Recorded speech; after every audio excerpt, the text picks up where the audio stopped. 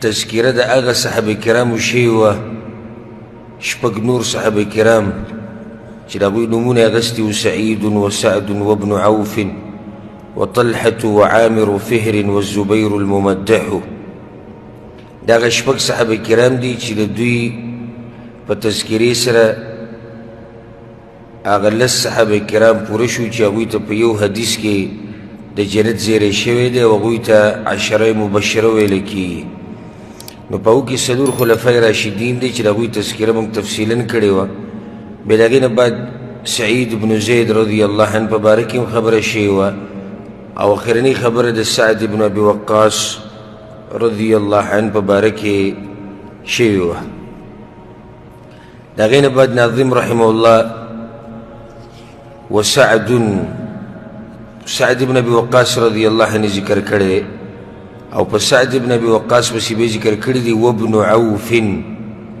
وابن عوف نه مراد عبدالرحمن بن عوف دی عبدالرحمن بن عوف رضی الله عنه مشهور صحابي دی ابو محمد د ده کنیت دی القرشي دیم په قریشو کې دی او الزهري د ده په جاهلیت کې نوم و عبد عمرو خو پیغمبر صلی الله علیه وسلم بیا د ده نوم بدل کو عبدالرحمن یې کو په جاهلیت کې نوم عبد عمرو پیغمبر صلی الله علیه وسلم د ده نوم عبدالرحمن کو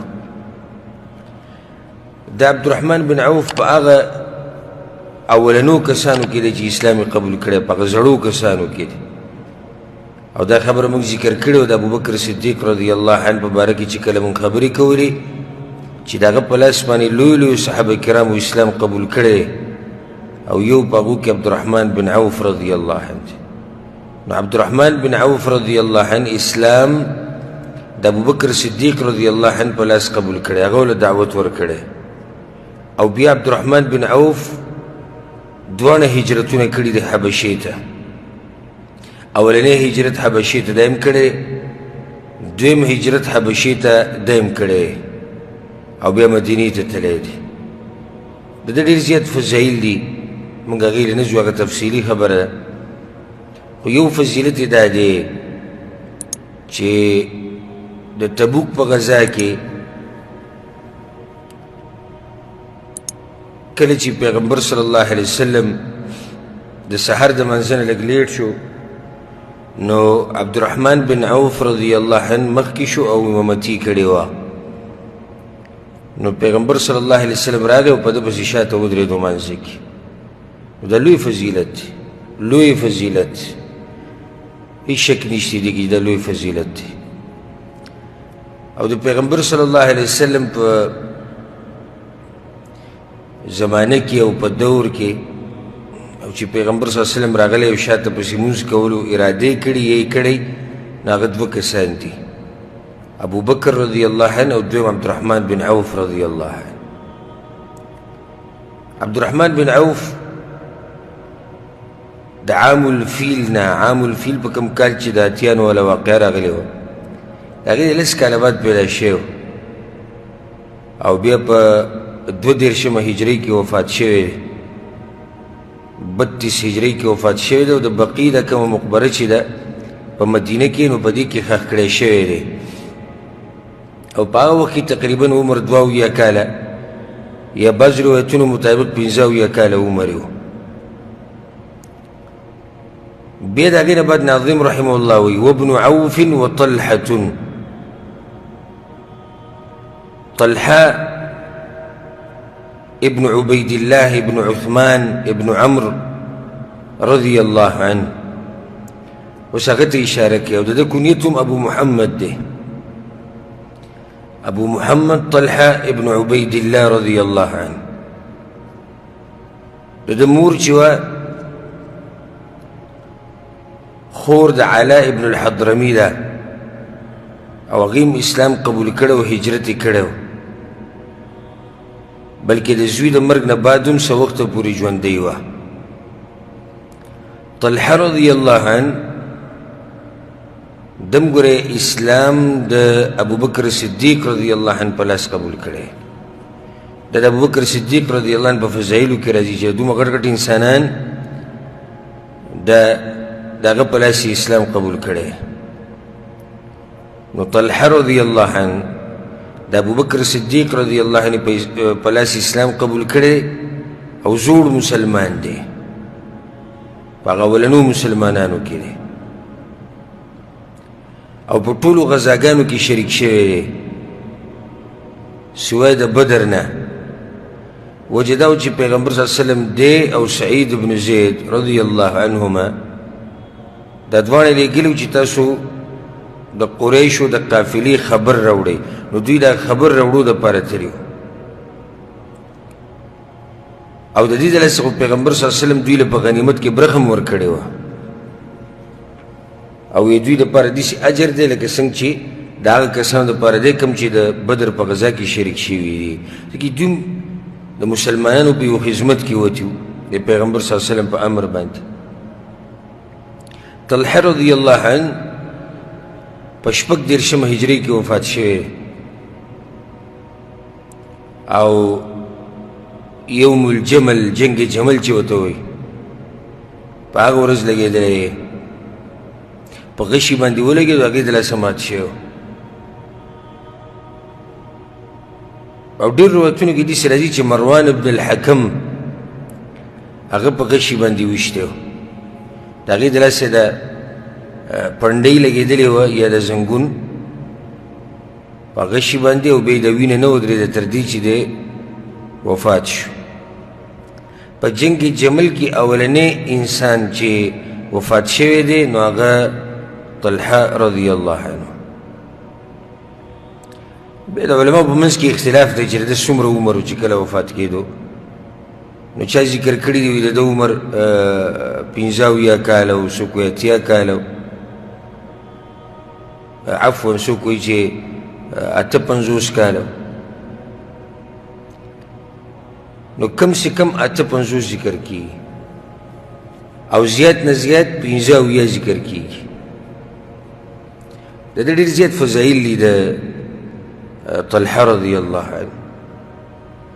لکه صحیح بخاري کې حدیث دی د قیس رضی الله عنه، قیس ابن ابي حازم وایي ما د ده لاس لیدلی و د طلحه رضی الله عنه، هغه لاس التي وقع بها النبي صلى الله عليه وسلم،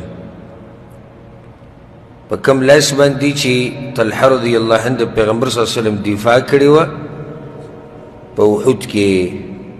نو یې ما هغه لاس لیدلی چې هغه لاس د ده شلو وقد شلت. نو دی فضیلت دی چې د پیغمبر صلی الله علیه وسلم په دفاع کې د ده یو لاس هم شل شوی دی.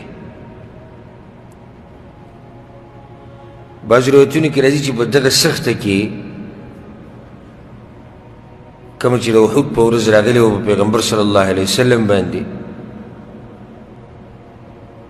یو څو کسان ورسره خوا کې پاتې شوي او په هغو کې یو طلحه رضی الله عنه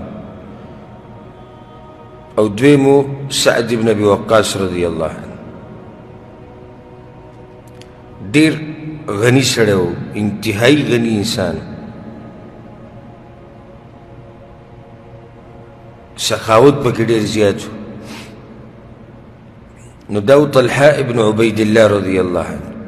د هغه نه بعد بیا ناظم وایي وعامر فهر، وعامر فهر. عامر څوک دی؟ ابو عبیده ابن الجراح. ابو عبیده مشهور دی په خپل کنیت باندې ابو عبیده ابن الجراح، ابو عبیده زوی د جراح او د خپل نوم ګوره عامر دی، ابو عبیده عامر ابن الجراح. وی وعامر فهر، دا فهر ورته بدي وي خاندان یې ورته یاد کو ځکه چې دی د بنو فهر خاندان نه دی. نو هغه عامر یادومه چې هغه فهري دی، یعنی بنو فهر کې دی.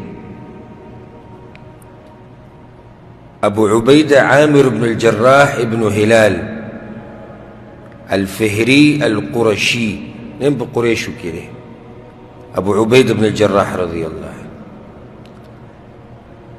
ابو عبیده رضی الله عنه دیم د احد په غزا کې د پیغمبر صلی الله علیه وسلم په خوا کې ولاړ و، ډېره سخته دفاع د پیغمبر صلی الله علیه وسلم کړې ده. بیا د پیغمبر صلی الله علیه وسلم په مخ مبارک کې چې د اوسپنې د ټوپۍ کم غاښونه ننوتي وو نو هغه ترې ده راویستي وو په خپله خوله باندې او د هغې د لاسه د مخکیني دوه غاښونه یې مات شوي وو دا ولوېدلي وو او ځکه ډېر ښایسته سړی و خو سیرت کې راځي چې د دغه غاښونو ولېدو د لاسه د ده ښایست نور هم ډېر شوی و د ده ښایست نور هم ډېر شوی و مور یې مسلمانه شوې وه او پلار یې د بدر په ورځ کافر وجلی شوی دی د ده پلار د بدر په میدان کې مردار کړی شوی دی او داسې ویلی کېږي چې ده وجلی دی په خپله لکه امام طبراني و روایت راوړی په کې دا دي چې ابو عبید بن الجراح رضی الله عنه د بدر په غزا کې خپل پلار یې په خپله وجلی او دې ته وایي اسلام موږ بار بار دا خبره کوو چې په اسلام کې دا خبره نشته ګورئ چې دا زما رور دی دی به زوروري د اسلام نه او دا مې پلار دی او دا مې کاکا دی او دا مې ماما دی نه اسلام د ټولو نه زورور دی اوس دې ځکه ابو عبید رضی الله عنه چې کله پلار یې په مقابله کې راغی د اسلام نو خپل پلار یې موجلی او د دې خلکو صفت الله سبحانه وتعالی د سورة المجادله په آخره کې کړی دی لا تجد قوما يؤمنون بالله واليوم الآخر يوادون من حاد الله ورسوله داسې قوم به ونه مومي الله وایي چې هغوی دې په الله باندې او په آخرت کې ایماني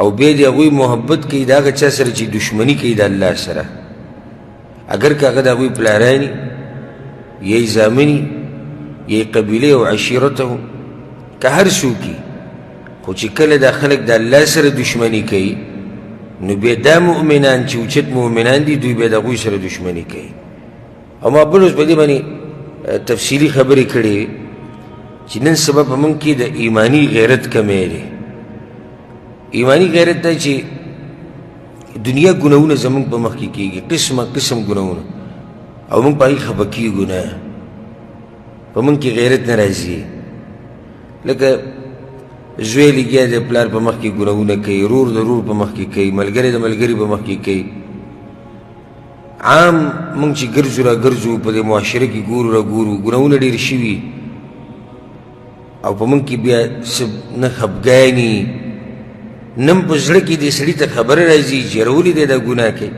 نه ورته نصیحت کوو نه به شي خوا ته ځو چې پوه یې کړو دا ټول دلیل دی په دې باندې چې کله انسان کې ایماني غیرت کم شي نو دی بیا په دې خبرو پروا نه کوي اوس که یو سړی په لار رواني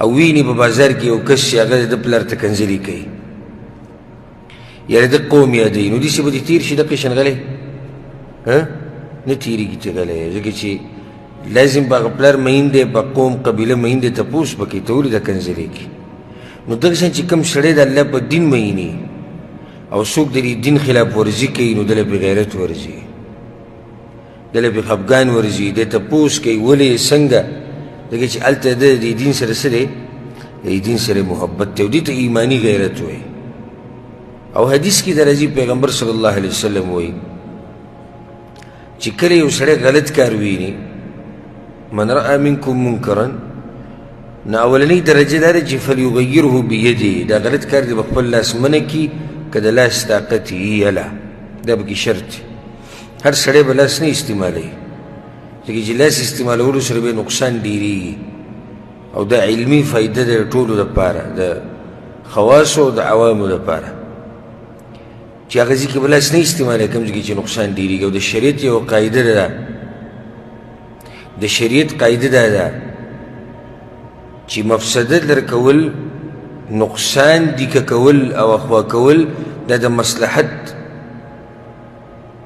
مصلحت نه غوره دي ته به دې ته ګوري چې نقصان را نه شي دې ته به نه ګوري چې دې کې دا مصلحت دی نو ځکه وایي درء المفاسد مقدم على جلب المصالح دا قاعده ده فقهي قاعده ده مفسده لرکول دا غوره دي او مخکې د دې نه چې ته مصلحت راکاږي لکه زه ول به مثال درکړم خبره به خو ځای شي اوس یو کلی دی په هغې کې مقبره ده، په مقبره کې قبرونه دنګ دنګ دي، پاخه کړي دي او نومونه یې پرې لیکلي دي.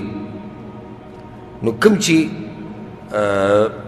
عوام دي، نو عوام خو بې علمه دي، بیا د عوامو په شان چې کوم مولیان دي، د عوامو په شان مولیان چې کله ووایو نو معنی ده چې هغوی سره که علم یې کړی دی خو پوه بې نه دي، د هغه علم نه یې فایده نه ده اخیستې.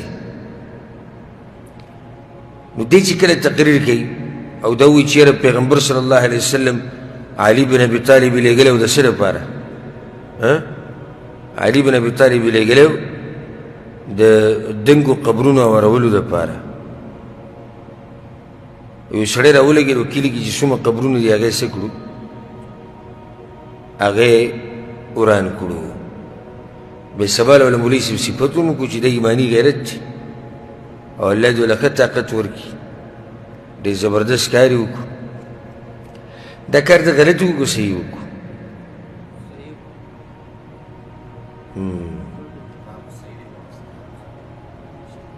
چې کار یې صحیح دی نو مصلحت بیا څنګه یا به ورته غلط وی یا به ورته صحیح وی، ته یې نیم نیم استعمالوي چې نیم غلط دی نیم صحیح دی، یا غلط یا صحیح. دا کار یې څه دی؟ ولې صحیح دی؟ ولې دې لاس طاقت شته چې تا له چا دا مشرتیا در کړې دی چې د قبرونو ورانوه؟ غلط کار رد کولو کې خو دا شرط دی چې په لاس کې به څه وي؟ اولنی طاقت به وي چې په لاس یې راکړي. لاس طاقت چا سره دی؟ ته راپاسې د پلاري د پلار قبر راولېږې، د هغه د مور قبر ورانې ولې؟ اوس حکومت اعلان وکړي، حکومت یو اداره وي، حکومت سره زور دی. نو ما دا وي چې کوم عوام دي او بیا چې کوم مولیان کل عوام دي، د عوامو په شان او راسخ علم ورسره نه هسې هغه جذباتي علم، نو هغوی ته وایي څومره ښه کار یې وکړه به داسې وکړي. دا خو د ایمان غیرت و نه، د شریعت په نظر باندې او شرعي قواعدو ته چې وګورې دا کار غلط دی. یو خو د منکر رد اولنۍ مرحله د هغه چا اولنۍ مرحله و هغه په لاس باندې د منکر بدلول، دا د هغه چا دپاره دي چې په لاس کې څه طاقت او طاقت نشته. نو ته څنګه دا کار کوې؟ اوس یو سړی ته په لار روان یې او هغه سګرېټ څکي، ګزار پرې کولی شي؟ نشي کولی. یا یو سړي سره په موبایل کې سندرې دي، نو ته ترې موبایل واخله او دیوال له راواچوه ماتې کړه، نشي ماتولی. او ستا د زوی سره موبایل کې سندرې یا رور سره دي، بل کشر سره دي، نو ستا دې ځای کې د لاس طاقت راشي، وایي صحیح دی. نو دلته خو یو خبره دا دی، قبرونو ورانولو دا خبره کوم زه. کیدای شي بعض کورني مفتیان زما دا بیان واوري او بیا دا مو وایي چې وګوره دا څنګه خبره وکړه. موږ چې کومه خبره کوو هغه د علم په رڼا کې کوو، ولله الحمد، د شرعي اصولو مطابق خبره. او یو د کورونو فتوی دي او د حماس د لاسه چې کومې فتوی دي چې یعنې یو سړي کې جذبه راشي او جذبې د لاسه د خولې نه پشم روانې او چې څه یې ووایي. نو دین اسلام د جذباتي فتوو نوم نه دی. هرې خبرې ته به ګورې، انجام ته به یې ګورې، ما لها و ما علیها، هر څه ته به ګورې، د هغې نه بعد به فتوا ورکړې. نو زمونږ هغه بعض فتوې ورکړي بیا وروسته وایي یاره وایي دې کې ډېر نقصان وښه، نو ته په هغه ټیم ولې سوچ نه کوو چې اوس وایي دې کې نقصان. معاشرې ته به ګورې، حالاتو ته به ګورې، شرعي قواعدو قوانینو ته به ګورې، د هغې نه بعد به فتوا ورکړې. دا کار دې د غلط دی. یو خو دا چې د دې سره دا طاقت نشي چې په لاس باندې د غلط کار بدل کړي. دویمه دا اوس دلته یو فایده ده او یو نقصان دی. فایده دا ده چې قبر څه شو؟ اوار شو، دا فایده ده که نه؟ نو قبر په شرعي طریقې سره برابر شو. نقصان دا دی غوغا جوړه شوه، شور شغب جوړ شو، او دغه چې کوم خلک دي هغوی بیا قسم وخوړو چې موږ به دې پرله د هغې نه هم پاخه جوړوو ځکه زموږ د قبرونو بېعزتي شوې ده قبر باندې خو سړي د غیرت ورځي که نه دا زموږ د پلاني قبر دی زموږ د پلار قبر د مور قبر تا په مسله پوه کړی نه یو ډایرکټ له قبر هوار کړو نو هغه قسم وخوړو چې دې پرله مخکې د 2 میټره د ځمکې نه اوچت و دې پرله به یو بلډینګ ودروم او زه ګورم د چا غیرت چې را دي شي زه کیدای شي کیمرې ورته هم ولګوي چې زه ګورم د چا غیرت را دي شي زه نور مې او قبر کې سمه غټه آبادي وشوه دی نقصان و دا نقصان او هغه فایده وه نقصان ډېر که فایده ډېره وه نقصان ډېر و نو نقصان لري کول دغه ما هغه فایدې باندې تاسو ته هغه قاعدې باندې ما تاسو ته مثال بیانوم نقصان لري کول او دفع کول مخکې دي د فایدې راښکودو نه دا فایده که میلو نشي خو دا نقصان نه کېږي که دا فایده موږ ته میلو هم نشي خو دا نقصان به نه کېږي ځکه چې دا نقصان د هغې نه غټ دی به دلته بله قاعده ده شرعي چې 2 کارونه دي په 2 کې نقصان دی 2 کارونه دي په 2 کې څه دي نقصانونه دي نو په دې کې هغه کارو که چې نقصان پکې لږ دی لکه اوس مثال همدغه مثال وبیان کو که قبر دی وران کو نقصان دا دی چې کیلې به راپاسي ټول او شر به جوړېږي او دوی به دا قبرونه بیا پخوي او ښه مضبوط به دې ودرېږي که قبر دی وران نه کو نو نقصان دا دی چې دا قبر به دقه شان دنګ پاتې شي نو څو نقصان دي 2 په دوی کې کم یو لږ دی دا قبر چې دنګ پاتې شي په خپل حال دا نقصان دی بل نه څه دی لږ دی لازم به ته په یو نقصان کې خو پرېوځي که نه یو خو به لازم کې که نه یا به قبر دنګ پاتې کېږي او یا به قبر ورانېږي او نقصان طرفین دواړو حالاتو کې شته څه نه څه نقصان دې کې هم شته څه نه څه دې کې هم شته و دې کې وګورئ چې کم یو کم دی نو دې ته فقها وایي ارتکاب اخف الضررین دا قاعده د فقهي علما او د دین طالبان طلبة العلم هغه په دې قاعده باندې ښه پوهېږي نو دلته نقصان چې کم کې کم دی هغه به کېږي ما دا خبره ټوله په څه راواغسته بنیادي خبره څه راوه داسې ویښې کوو دی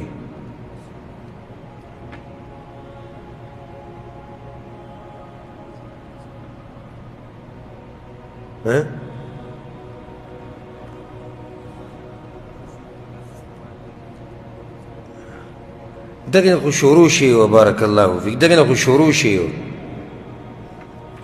ټوله مسله چې کوم راواغستې شو هغه د دین دپاره غیرت او د ابو عبید بن الجراح رضی الله عنه خپل پلار لره وجل د بدر په غزا کې که نه دا خبره نه وه او دا دلیل دی په دې باندې چې تاسو دې درس کې نه یې ودې چا چې انتباه نه یي درس کې سوچ نه یي نه غریب یو یو ځي نه بل ځي ته لاړ شي او د بل نه بل ته لاړ شي او د بل نه بل ته لاړ شي ابو عبید بن الجراح رضی الله عنه د عمر بن خطاب رضی الله عنه د طرف نه هغه په دور خلافت کې د شام په علاقه باندې امیر مقرر کړی شوی د شام په علاقه باندې او بیا چې کله په شام باندې هغه طاعون بیماري راغله چې هغې ته ویل کېږي طاعون عمواس 18 هجرۍ کې نو ابو عبید رضی الله عنه هم دقه طاعون کې وفات شوی دی ابو عبید رضی الله عنه په طاعون کې وفات شوی دی نورم لوی صحابه کرام په دغه بیماری کې وفات شوي طاعون دا وبا چې کومه راغلې وه خو مشهور په هغه ټولو کې ابو عبید رضی الله عنه 18 هجري کې هلته وفات شوی د دم ډېر زیات فضایل دي لکه صحیح بخاري صحیح مسلم کې دا روایت دی پیغمبر صلی الله علیه وسلم ان لكل امه امینا د هر امت دپاره یو خاص امانتګر انساني وان امیننا ایتها الامه ابو عبیدة بن الجراح، او زمونږ د دې امت خاص امانتګر چې دی هغه څوک دی؟ هغه ابو عبیدة بن الجراح رضی الله عنه. نو دا لوی فضیلت دی ده. ابو عبیدة بن الجراح رضی الله عنه لوی فضیلت دی. د هغې نه بعد بیا ناظم رحمه الله والزبیر الممدح، او هغه زبیر بن العوام رضی الله عنه چې د هغه مدح بیان کړی شوي ده، د هغه صفات بیان شوي دي، د هغه فضایل بیان شوي دي. الزبير بن العوام رضي الله عنه، الزبير بن العوام ابن خويلد ابن أسد القرشي، او د مور چې د زبير بن العوام نو هغه د صفیه بنت عبد المطلب، د عبد المطلب لور ده. نو چې د عبد المطلب لور شو نو د پیغمبر څه شوه؟ ترور شوه. نو زبیر بن العوام د پیغمبر صلی الله علیه وسلم د ترور زوی دی، او کنیت دی ابو عبدالله، او دا تو کالو چې اسلام قبول کړو. جنگ جمل په شپږ دېرشم هجري کې واقع شوی و که نه، کومه فتنه چې صحابه کرامو منځ کې راغلې وه، د هغې تفصیل موږ بیان کړی د سیرت په درسونو کې، خصوصا د خلفای راشدینو سیرت واورئ تفصیلي. نو جنگ جمل د صحابو په منځ کې یوه فتنه راغلې وه. کله چې طرفین په جنگ ورلو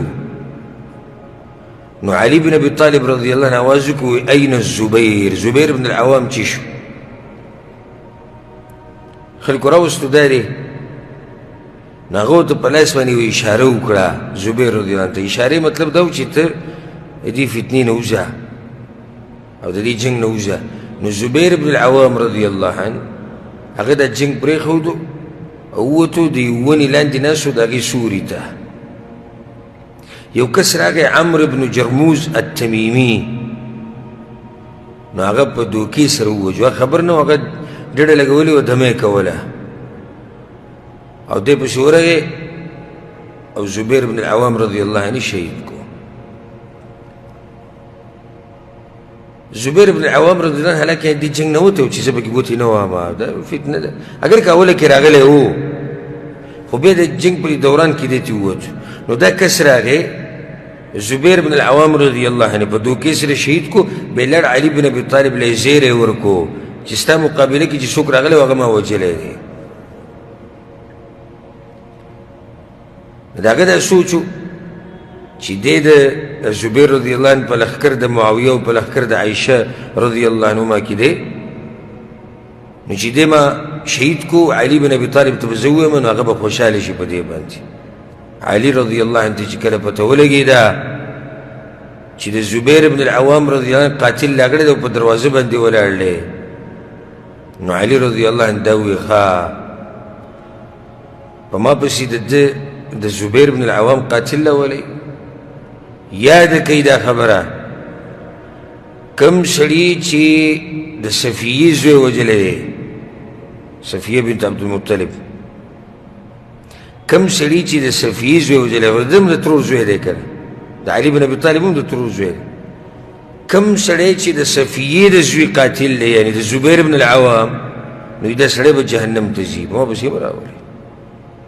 ما وی د پیغمبر نه دا خبره اورېدلې ده ګوره چې ان لکل نبي حواري، د هر پیغمبر دپاره خاص ملګري، خاص سوچه خالص ملګري. وان حواري الزبير بن العوام، او زما خالص سوچه ملګری او حواري هغه زبیر بن العوام رضی الله عنه. دا فضیلت دی، په دې طریقې سره شهید کړی شوی. بل دا فضیلت دی چې کله عمر بن الخطاب رضی الله عنه شهید کړی شو، هغه شپږ کسان چې کېنولي، نو یو پکې دی مو، یو پکې څوک و؟ یو پکې زبیر بن العوام رضی الله عنه. دغه شان یو روایت کې داسې راځي چې کله چې غزا وه د بنو قریظه نو په هغه ورځ پیغمبر صلی الله علیه وسلم زبیر ته ویلي فداک ابي و امي. پیغمبر صلی الله علیه وسلم زبیر ته ویلي فداک ابي و امي، زما مور پلار دې په تا باندې قرباني. دا لوی فضیلت. دغه شان پیغمبر صلی الله علیه وسلم یو پیر په غار حرا باندې ولاړ، غار حرا نه غار حرا په خوځېدو شو. د غار حرا ګورې واقع جدا ده او د احد هغه جدا ده. نو پیغمبر صلی الله علیه وسلم اسکن حرا، حرا غر ته وی غلی شه، فما عليك الا نبي او صديق او شهيد. پتا باندې پیغمبر ولاړ دی، صدیق ولاړ دی. صدیق څوک دی؟ ابو بکر. او شهید نور بس صحابه کرامو و ید باندې شهید ولاړ دی. نو څو نور صحابه کرام او په هغو کې یو زبیر بن العوام رضی الله عنه. او مکه شانو شوه چې زبیر بن العوام څه شو؟ هغه بیا شهید کړی شو په دغه طریقه باندې. الممدحو، الممدحو معنی ده چې هغه صحابي چې په هغه کې هغه صفات دي چې د هغې د لاسه خلک د هغه مدحه بیانوي. د هغې نه بعد بیا ناظم رحمه الله د حسن او د حسین او د پیغمبر صلی الله علیه وسلم د زامنو او د فاطمه رضی الله عنها فضیلت بیان کړی چې دوی سره به محبت کوي، دم غوره خلک دي. وصبطي رسول الله وابن خديجة وفاطمة ذات النقاء تبحبح. وصبطي رسول الله صلى الله عليه وسلم. وصبطي بعربي کې صبط چې دی او جمع اسباط ته دا هغه نوسي ته ویل کېږي چې د لور د طرف نه وي، د صبط ویل کېږي. وصبطي رسول الله او دوه نوسي د پیغمبر صلی الله علیه وسلم چې لور د طرف نه وي. اشاره چاته کوي؟ اشاره حسن او حسین رضی الله عنه ته کوي. ودلته یو اشکال او یو علمي مسله، مخکې چې څومره ابیات تیر شو اشعار ناغه مرفوع او دا معطوف ته په هغې باندې په کار دی چې دا مرفوع وصبطا رسول الله، دلته وصبطي رسول الله. لکه مخکې تیر شو سعید وسعد، سعید مرفوع دی، سعد مرفوع دی، وابن عوف مرفوع دی. نو ولې وایي وصبطي رسول الله؟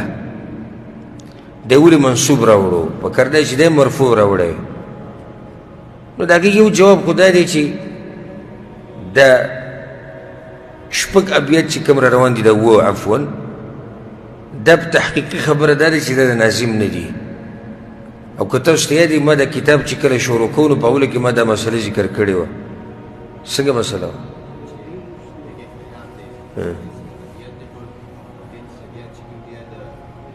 دا یقیني دي. اختلاف په څو کې دی؟ اختلاف په اوو کې ده. موږ دا خبره ذکر کړې وه چې په دې قصیده کې څلوېښت ابیات دي، څلوېښت شعره دي. په دې کې درې دېرش یقیني دي چې دا د دې امام ابو بکر رحمه الله دي، او اووه چې دي نو دا بعض محققین وایي چې دا هم د ده دي او اکثر محققین وایي چې دا اووه د ده نه دي. بیا د هغوی سره په دې څه دلیل دي؟ دا تفصیلي خبره زه هغې نه ځم. یعنې کوم محققین چې دا وایي چې دا درې دېرش دي او اووه پکې نشتي، د هغوی په دې باندې دلایل پیش کوي، خو موږ هغې له نه ځو. تحقیقي خبره هم دا ده چې دا درې دېرش دي، یقیني درې دېرش دي، د اووه کې اختلاف دی. هغه اووه د دې ځینې شروع کېږي وصبطي رسول الله. نو یو دلیل پیدا دی. ګوره که دا چېرته دغه ناظم خبره وی خپله نو اخو د اول نه ترتیب دې سره روان کړی دی چې په کار دا دی چې دا بیت معطوف علی ما قبله باندې او علی ما قبله مرفوع دی. نو په کار دی چې ویلی چې وصبطا رسول الله نو ولې ووایي چې وسبطی؟ نو یو دلیل دا دی چې دا نظمونه دا ابیات د ده نه دي، دا اووه شعرونه د ده نه دي. والله اعلم. یو جواب یې دا دی، دا ښکلی جواب دی. بعضو علما ویلي چې نه، دا هم د دې مؤلف او د دې ناظم شعر و شاعري ده، دا قول هم د ده دی. نو بیا ولې دلته منصوب ویلی؟ نو جواب هغوی دا کوي چې په عربۍ ژبه کې داسې راځي، عربۍ په لغت کې منصوب راځي بین مرفوعین، دوه مرفوع په منځ کې یو منصوب راتلی شي. نو دا ولې منصوب راځي؟ دې ته وایي علی تقدیر الاختصاص. په دې باندې علما او طلبة العلم خصوصا چې نحو صرف قواعد او لغت په قواعدو باندې پوهېږي هغوی ته دا پته ده. یو دویم جواب یې دا شو چې داسې راځي عربۍ ژبه کې د دوو مرفوعینو په منځ کې یو منصوب راتلی شي. ولې راځي دا منصوب؟ علی تقدیر الاختصاص. اختصاص معنی دا ده چې واخصو، نو چې کله ته وایې واخصو او زه خاص کومه، څوک خاص کې؟ مثال کې خالد، نو خالد بیا منصوب شو. نو دلته د ناظم مطلب دا دی چې واخصو سبطی رسول الله. صحابه کرام ټول جنتیان دي، دغه لس جنتیان دي، دغه خلفای راشدین، خاص کر معنی دا شوه خاص کر د پیغمبر صلی الله علیه وسلم وصیان په، نو ځکه دلته منصوب راغی. دا یو جواب دی. لکه موږ قرآن کریم نه یو مثال ورکولی شو.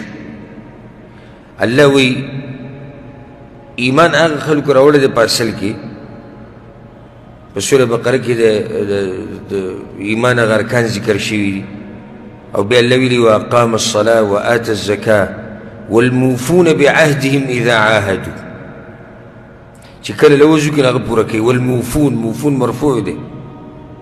والصابرین، او صبر کوونکي په سختو کې، نو صابرین دلته منصوب دی. داسې ولې نه وي چې والصابرون؟ نو وجه دا ده چې دا منصوب دی علی الاختصاص. مطلب دی چې خاص کر هغه خلک چې هغوی صبر کوي په سختو کې، یا صفت کوم د هغه خلکو چې هغوی صبر کوي په سختو کې. نو دا یو فایده.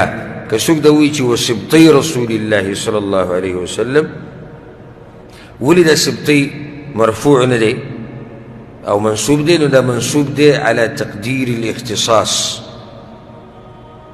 مطلب د ناظم د خبرې دا دی چې خاص کر د پیغمبر هغه دوه نوسي، د هغوی صفت کوم یا د هغوی شان بیانو. وسبطی رسول الله وابنی خدیجة وفاطمة ذات النقاء تبحبحوا.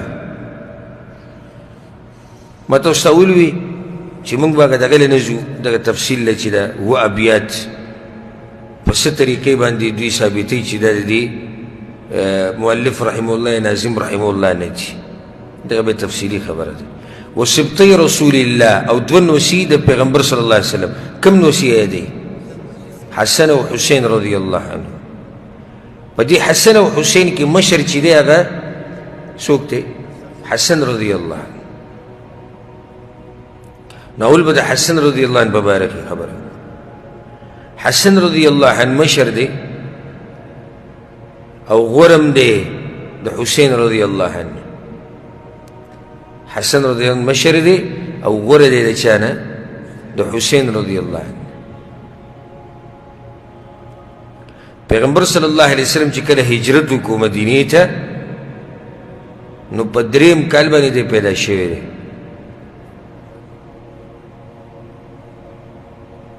په دریمه هجري پیدا شوی دی او پنځوستمه هجري کې تقریبا ځکه چې لږ اختلاف پکې شته، پنځوستمه هجري کې وفات شوی دی، شهید کړی شوی دی په دې طریقې سره چې په خوراک کې ورته زهر اچولی شوي. حسن رضی الله عنه یادوم. هر چې حسین رضی الله عنه دی، نو حسین رضی الله عنه په څلورم کال د هجري کې پیدا شوی، شعبان میاشت و څلورم کال. حسن رضی الله عنه کوم کال کې پیدا شوی؟ دریم کې. او حسین په څلورم کال کې پیدا شوی. او بیا په 61 هجری کې 61 هجری کې د کربلا په میدان چې په عراق کې دی هلته شهید کړی شوی. حسن رضی الله عنه کله پیدا شوی دی؟ په دریم کال کې وفات شوی. وفات شوی کله؟ 50م کې. او حسین رضی الله عنه څلورم کې پیدا شوی دی او په 61 هجری کې وفات شوی دی. یعنې کومه خبره چې ولي کې هغه ته هم نه یاده. د افغانستان خبره ده. دا دوه خاصې ذکر کړو، حسن او حسین رضی الله عنهما. ځکه چې لکه اوس د پیغمبر صلی الله علیه وسلم خو بچي هم شتي، زامن هم شتي، لوڼه هم شتي. نو د هغه زامنو نه او د لوڼو نه ولا دا دوه نوسي مخکې کړو. ولې دا نوسي را مخکې کړو؟ د هغې جواب دا دی چې هلته د دوی په منځ کې د دوی په باره کې خلک په ډېرو فرقو کې تقسیم شوي دي. نو ځکه دلته تا ته مسله واضحه کوي. لکه ګوره خوارج، دغه شان ناصبیان، نواصب، هغوی دوی ته کافر وي والعیاذ بالله. او بیا شیعګان روافظ، هغوی خو دومره غلو کړي دی چې د الله له درجې نه اوچت کړي دي. او درېمه فرقه اهل سنت والجماعت چې هغوی منځنی موقف دی. موږ د حسن او حسین رضی الله عنه سره محبت کوو، حسن او حسین رضی الله عنه سره محبت کوو، خو هغه مقام ورکوو کوم مقام چې ورچا ورکړی، شریعت ورکړی، د هغې نه اوچتو نه یې کموو. لکه څنګه چې ما تېر شوي درسونو کې د علي بن ابي طالب رضی الله عنه په باره کې خبره وکړه چې شیعګان او روافظ موږ ته وایي تاسو علي رضی الله عنه سره محبت نه کوئ. نو ما موږ یې کوو خو په دغه طریقې نه کوو څنګه چې دوی کوي. نو موږ د حسن او حسین رضی الله عنهما دواړو سره محبت کوو او سر ته هم قربانوو، خپل مال او بچي ته هم قربانوو. خو داسې محبت نه چې د پیغمبر د درجې نه اوچت کو یا د الله درجې ته ور یا د هغې نه هم اوچت کو، بلکې موږ خو یې د خلفای راشدینو درجې ته نه رسو چې یاره ابوبکر نه غوره دي یا د عمر نه غوره دي. نه نه، هغوی ته غوره دي ځکه چې دا مقام دوی ته دغه شان میلاو شوی دی. او الله چې انسان له کوم مقام ورکړي نو هم د هغې په اندازه به ورسره بیا محبت کې هغه شان به بیا مدح او ثنا بیانې، پهې کې به غلو نه کړي. نو د افراط او د تفرید په منځ کې الحمدلله بعض ظالمانو له منډه په اهل بیت باندې د کفر فتوی لګولي دي، او بعضو له منډه دومره غلو کړې ده چې د پیغمبرۍ د مرتبې نه اړولي دي او الله یې ته یې رسولي دي. نو دغه طریقه باندې بیا موږ محبت نه کوو د دوی سره. حسن رضی الله عنه چې د ډېر مشهور نه دی او ډېر مشهور څوک دی؟ حسین رضی الله عنه. وجه څه ده؟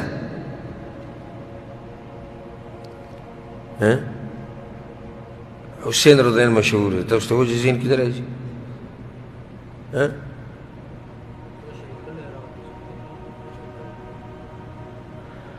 حسین رضی الله عنه په دې مشهور دی ځکه چې د هغه څه د ده په ژوند کې هغه څه راغلي دي چې هغه د حسن رضی الله عنه په ژوند کې نه یې راغلي. دا واضح جواب دی. نو ځکه د شهید حسین رضی الله عنه مشهور شوی دی. د دې د لاسه چې هلته شهید شوی و په کربلا کې او نور هم ډېرې خبرې راغلي دي. نو حسین رضی الله عنه مشهور شو د حسن نه. حالانکه حسن رضی الله عنه مشر هم دی او په دې دواړو کې دی غوره دی. حسن رضی الله عنه د حسین نه غوره دی. علي بن ابي طالب رضی الله عنه چې کله شهید کړی شو د خوارجو په لاس، نو د هغه نه بعد خلافت د ده زوی ته پاتې شو حسن ابن علي ته تقریبا 6 میاشتې هغه خلیفه و د هغې نه بعد هغه خلافت پرېښود چا ته معاویه رضی الله عنه او پیغمبر صلی الله علیه وسلم دې خبرې ته اشاره کړې وه یو حدیث کې راځي په صحیح بخاري کې دی چې ان ابني هذا سید زما دا زوی سردار دی څوک یادو حسن رضی الله عنه او دې به یو کارنامه کوي کارنامه به صحیح ولعل الله ان يصلح به بين فئتين عظيمتين من المسلمين او الله به د دې لاسه د دوو غټو فرقو په منځ کې مسلمانان به یې طرفینو ته د هغوی په منځ کې به اتفاق راولي نو یو طرف ته څوک علي بن ابي طالب او د هغه ملګري او بل طرف ته معاویه او د هغه ملګري او دوی په منځ کې اختلاف و چې کله حسن رضی الله عنه ته خلافت میلاو شو او 6 میاشتې د خلافت وکړو نو بیا هغه خپله خبره چا ته پرېښوده هغه یې پرېښوده معاویه رضی الله عنه نو هغه دو ډلې د مسلمانانو هغه به یو شوي دلته یو فایده ما په دې عامو درسونو کې هم ذکر کړی دی ولته بیا به ورته اشاره وکړو شیعګان دا وایي هغه شیعګان الاثنا عشریه هغه 12 امامان چې مني هغوی دا وایي زموږ د امامانو دپاره عصمت دی عصمت څه ته وایي د ګناهونو نه پاکوالی یعنی د دوی نه ګناه نه کېږي د دوی نه خطا نه کېږي نو بیا سوال د هغوی نه دا دی یو امام پکې حسن رضی الله عنه دی نو سوال دا دی چې حسن رضی الله عنه چې دا خلافت پرېښودو دغه ته د معاویه رضی الله عنه ته نو یی دا کار غلط کړی دی او یی دا کار څه کړی دی صحیح کړی دوی خو یو ده که نه که دا کار یې غلط کړی نو بیا خو ستاسو عقیده غلطه ثابتېږي تاسو خو وایئ چې دا امامان غلط کار نه کوي خیال مې دی دې خبرې ته شیعګان وایي چې زموږ 12 امامانو نه غلطي او ګناه نه کېږي چې نه کېږي نو یو پکې دا حسن رضی الله عنه دی نو حسن رضی الله عنه راولګېدو خلافت یې ورکړو معاویه رضی الله عنه نو دا کار خو یا غلط دی یا صحیح دی که غلط یې کړی نو بیا خو ستاسو مذهب غلط ثابتېږي ځکه تاسو خو وایئ چې دوی غلطي نه کوي نو دوی به لازم وایي چې نه نه دغه نه وایو غلط نه دی کړی نو چې غلط یې نه دی کړی نو بیا یې څه کړی دی بیا یې صحیح کړی دی نو چې صحیح یې کړی دی نو بیا تاسو څنګه د معاویه رضی الله عنه سره دشمني کوئ چې ستاسو په هغه 12 امامانو کې یو امام راولګېدو بزعمهم دوی دغه امامان جوړ کړي دي په حقیقي معنو سره د زموږ امامان دي زموږ مشران دي وایي کوم امامان چې تاسو جوړ کړي دي او په هغو کې مشهور حسن رضی الله عنه هغه راولګېد د معاویه سره اتفاق کوي او صلح کوي نو تاسو څنګه بیا د معاویه رضی الله عنه سره دشمني کوئ دلیل دی چې تاسو د هغه په لار نه یې روان د هغه د منهج خلاف وي نو دا یو فایده یاد یې کړئ ځان سره چېرته دې هم د یو شیعه رافضي سره خبرې راشي نو دا نقطه ورته ته پیش کولی شي چې 12 امامان تاسو وایئ چې دا معصومین دي عن الخطا نو بیا دنه څنګه دا کار وشو دی به لازم وي چې نه غلطي خو ترې نه ده شوې ځکه چې هلته خو بیا عقیده غلطه ثابتېږي نو چې غلطي ترې نه ده شوې بیا خو دا کار یې صحیح کړی او چې صحیح کړی نو تاسو بیا څنګه د معاویه رضی الله عنه سره دشمني کوئ بیا چې حسین رضی الله عنه دی کله چې معاویه رضی الله عنه بیا وفات شو تقریبا 15 هجرۍ کې نو هغه خپل زوی په ځان پسې خلیفه کو څوک یزید ابن معاویه او دا فایده یې ده کوي معاویه د چا زوی دی د ابو سفیان او یزید بیا د چا زوی دی د معاویه خو یو ګوره د معاویه ورور هم شته یزید ابن ابي سفیان دا صحابي دی نو فرق یو دی یزید ابن معاویه ابن ابي سفیان یو دی یزید ابن ابي سفیان نو دا یو یزید د معاویه رضی الله عنه ورور دی او صحابي دی او د صحابي زوی دی هر چې یزید ابن معاویه دی نو دا د ابو سفیان نوسید او دا صحابي نه دی صحیح خبر ده دا تابعي دی دی په صحابه کرامو کې نه راځي ځکه چې دی د عثمان رضی الله عنه په خلافت کې پیدا شوی دی نو دا مې یو فایده ذهن ته راغله تاسو ته مې ذکر کړه چې ګوره یزید یو صحابي هم دی بل نور نومونه هم شته یزید ګورئ او نن دا وخت خو په ختمېدو دی خو سبا به د یزید نوم باره کې هم خبرې کوو انشاءالله نو یو یزید ابن معاویه او دویم یزید ابن ابي سفیان نو دغه د معاویه رضی الله عنه ورور دی او صحابي دی او د ابو سفیان رضی الله عنه زوی دی او دا بل چې یزید دی نو دا د معاویه زوی دی او دا صحابي نه دی دا تابعي دی نو حسین رضی الله عنه چې کله وفات شو عفوا یزید رضی الله عنه یزید نه معاویه رضی الله عنه چې کله وفات شو نو په ځان پسې یزید خلیفه کو نو کوفي والا حسین رضی الله عنه ته خطونه ولېږل ته راشه او موږ به تا سره بیعت وکړو موږ به ستا ملګرتیا وکړو دا خو ستاسو حق و دا داسې راګرې مې کړو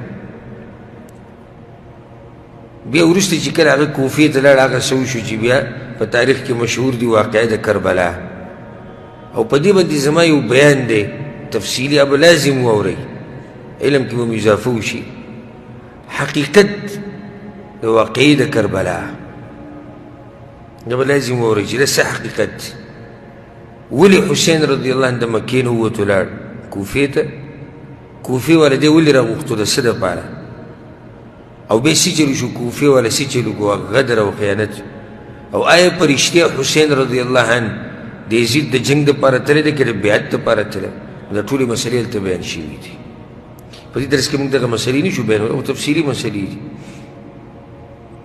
باقي چې کوم مسلې د حسین رضی الله عنه سره تعلق ساتي دا به انشاءالله سبا ته پرېږدو په دې باندې به اکتفا وکړو الله سبحانه وتعالی دې موږ له توفیق راکړي چې د صحابه کرامو په نقش قدم روان شو او الله دې زموږ زړونه صحابه کرامو ته صفا ساتي هذا والله أعلم وصلى الله وسلم على نبينا محمد وعلى آله وصحبه أجمعين